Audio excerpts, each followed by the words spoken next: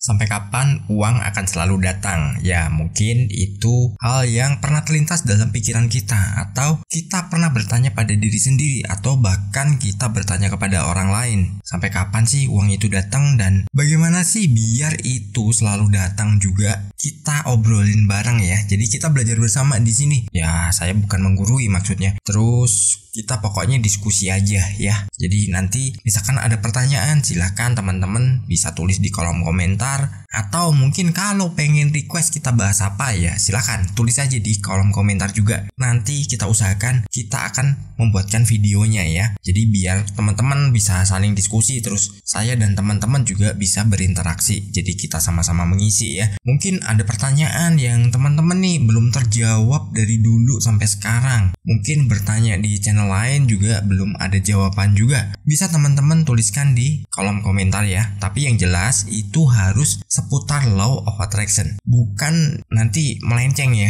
Nanti tanya resep masakan ya saya nggak mungkin jawab karena saya nggak tahu. Sampai kapan sih uang itu akan selalu datang pada kita? Ya sebenarnya sih itu pertanyaan yang klasik ya, mungkin yang sering kita tanyakan pada diri sendiri. Terus kadang kita berharap juga, wah kok uang gak datang-datang, kapan nih datangnya? Nah itu juga mungkin kita juga ada pertanyaan seperti itu, dan kita diskusikan di sini ya. Kita bahas apa aja sih faktornya yang membuat uang itu selalu datang terus kita bisa mendapatkannya. Apa kabar sahabat hebat? Tentunya selalu dalam berlimpahan dan keharmonisan ya. Sampai kapan uang itu selalu datang? Itu adalah sesuatu yang pernah saya pikirkan juga, pernah saya juga rasakan juga.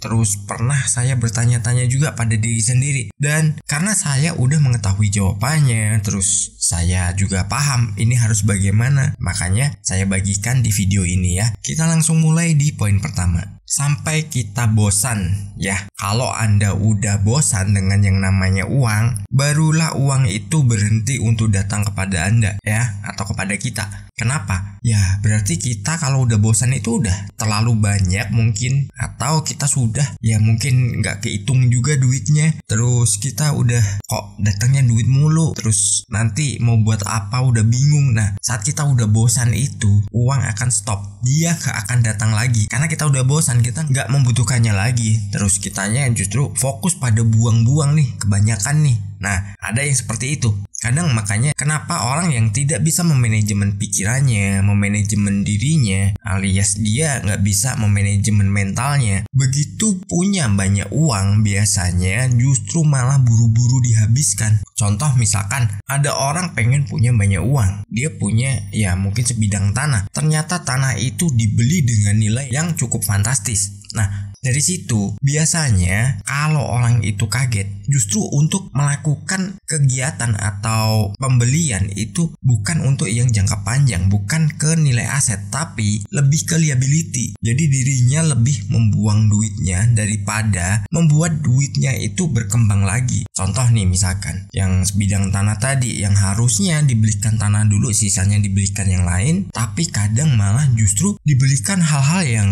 itu nggak diperlukan dulu. Mungkin dalam satu rumah itu isinya ada berapa orang, masing-masing beliin mobil, jadi di rumah biar punya banyak mobil. Ya sebenarnya nggak gitu juga, itu nggak salah juga. Karena apa? Itu pilihannya. Tapi kalau dalam satu rumah terus semuanya dibeliin mobil tanpa dirinya memikirkan untuk beli aset atau sebidang tanah lagi yang itu memang nanti dijadikan investasinya untuk jangka panjang, itu biasanya justru setelah habis itu baru tersadar, loh kok habis? Buat apa aja? Kok bisa begini? Kok bisa begitu?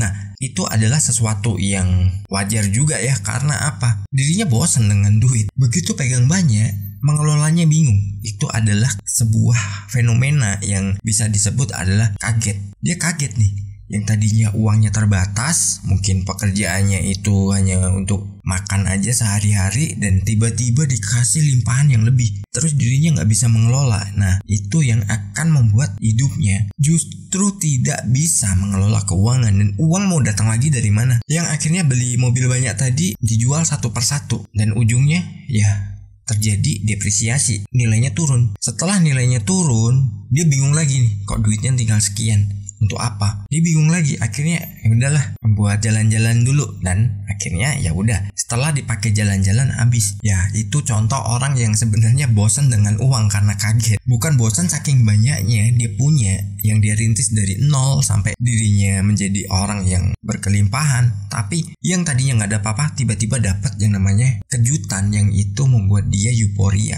dan menjadikan dirinya jadi nggak sesuai dengan apa yang didapatkannya. Harusnya diputar dulu, bukan ngiri, bukan apa, tapi memang pengelolaannya harusnya seperti itu. Ya, kita lanjut di poin kedua. Sampai kita benci dengan uang. Ya, kalau kita udah benci dengan uang, berarti kita udah gak butuh lagi. Karena segala sesuatu kita udah gak butuh lagi. Kita udah gak membutuhkan uang. Terus kita untuk makan aja itu udah ada semuanya. Terus kita gak perlu capek-capek, kita gak perlu belanja. Mungkin sayuran, lauk pauk itu datang sendiri. Dan akhirnya udahlah, duit nih gak ada gunanya, gue udah benci. Itulah saat duit itu atau uang itu udah mentok, udah gak mau datang. Makanya sampai di situ aja, udah gak perlu mencari uang atau bekerja untuk menghasilkan uang, karena semuanya udah tersedia. Terus membenci yang namanya uang. Ini dari segi kita berkecukupan. Tapi kalau dari segi yang kitanya kekurangan, alias dalam mental ya, bukan kondisi Anda ya, mentalnya kekurangan, itu menganggap uang itu sesuatu yang bermasalah. Uang itu adalah sesuatu yang mungkin gak layak, hanya dimiliki oleh orang-orang tertentu aja yang berbuat jahat atau apapun lah. Cara pandangnya itu benci kepada uang padahal butuh. Nah, dari situ makanya uang itu akan jarang datang kepada dirinya. Setelah uang itu jarang datang, ya sudah, hidupnya seperti apa? Teman-teman bisa tebak sendiri, dan teman-teman bisa nilai sendiri bagaimana orang yang bersifat seperti itu, alias membenci yang namanya uang. Itu udah stop, jadi udah gak butuh. Jadi jangan pernah bertanya lagi, kalau sampai kapan nih uang datang? Gimana caranya dapat uang? Nah, karena kalau udah benci, ya mau gimana lagi? Kalau kita dibenci orang aja, bagaimana rasanya? Nah, begitu uang juga akan memperlakukan hal yang sama. Lanjut poin ketiga, sama seperti sebelumnya di poin kedua. Ya, ini poin ketiganya adalah sampai kita tidak butuh. Jadi sesuatu yang udah kita perlukan itu semuanya udah ada. Bahkan kita baru berpikir aja, apa yang kita inginkan itu udah ada. Nah, itu berarti kita udah gak butuh uang. Jadi kita berpikirnya misalkan nih, wah pengen laptop baru, tiba-tiba datang. Kita berpikirnya, wah pengen minum nih di Starbucks, tiba-tiba datang. Nah, udah gak butuh lagi kan? Karena apa? Kita udah berpikir semuanya udah datang, kita udah gak butuh. Kita udah gak memerlukan yang namanya uang lagi. Dan kita itu udah segalanya ada. Misalkan besok mau jalan-jalan nih naik Ferrari. Nah tiba-tiba ada Ferrari datang, udah jemput kita. Dan itu adalah hak milik kita. Kalau udah seperti itu, ya mau apa lagi? Sakti banget. Dari pikirannya aja udah menarik segala sesuatu dan itu instan ya. Meskipun itu sebenarnya gak ada. Tapi kalau kita merasa kita gak butuh uang, ya uang juga gak mau datang. Karena apa? Gak dibutuhkan. Coba gini deh, Anda itu gak dibutuhkan orang, terus tiba-tiba Anda datang, tiba-tiba menawarkan sesuatu, Anda pasti ditolak kan? Begitu juga kalau kita merasa kita gak butuh, uang datang, itu gak bakalan mau. Karena apa? Dirinya takut ditolak. Saat itu udah ditolak, rasanya gimana? Kecewa kan? Terus ya mungkin, wah gak dibutuhkan, udah gak diperlukan lagi, udahlah pergi aja cari orang yang perlu. Nah itulah komunikasi kita melalui energi dengan uang. Ya, saat kita tidak butuh, merasa tidak butuh, itu ya udah, uang itu akan pergi dengan sendirinya. Jadi mau tanya lagi, sampai kapan uang itu datang? Kalau Anda sudah tidak butuh, ya silakan.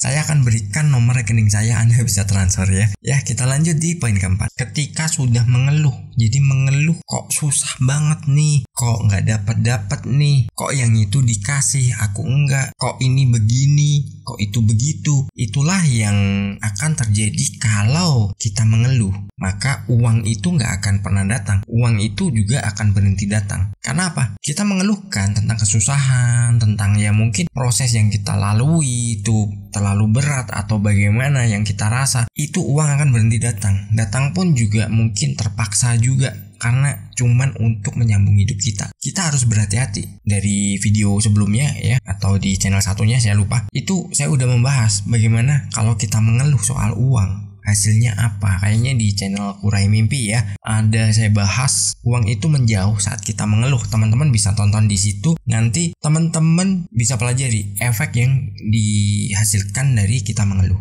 ya. Kita lanjut aja di poin kelima. Nah, ini sisi positifnya. Uang akan selalu datang ketika kita masih selalu bersyukur.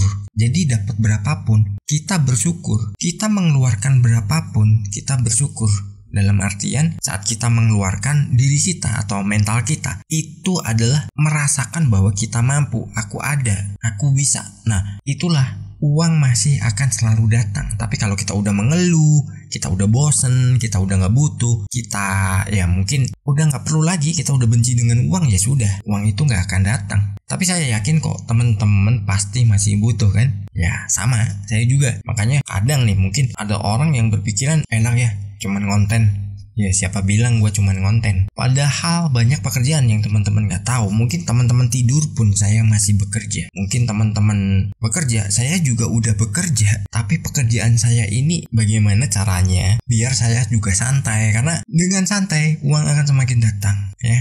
Karena saatnya kita adalah kerja cerdas. Untuk video santai mendatangkan uang juga sudah ada ya. Tapi saya lupa ya video kapan ya. Nanti teman-teman bisa cari sendiri. Pokoknya santai menghasilkan uang. Jadi ya itu. Pokoknya kita selama masih bersyukur, kita mau bersyukur saat menerima, saat mengeluarkan, itu kita sudah menjadi orang ya yang udah siap selalu didatangi uang, dan kita akan menjadi orang yang selalu dalam kemudahan dan berkelimpahan. Jadi teman-teman selalu tanamkan pada diri kita bahwa kita adalah orang yang baik kepada sesama, kepada uang, kepada apapun ya. Mungkin suatu saat kita bahas nih bagaimana cara kita memberikan nama pada masing-masing barang kita agar kita terjalin komunikasi. Kalau ada yang menganggap wah lu mengkhayal, lu halusinasi, lu udah gak bener lu, silakan aja. Karena segala bentuk benda apapun, benda mati, benda hidup di dunia ini memiliki getaran, dan bagaimana kita berkomunikasi dengannya. Dan tunggu aja videonya, entah nanti kapan saya akan buatkan ya. Sukses berkelimpahan.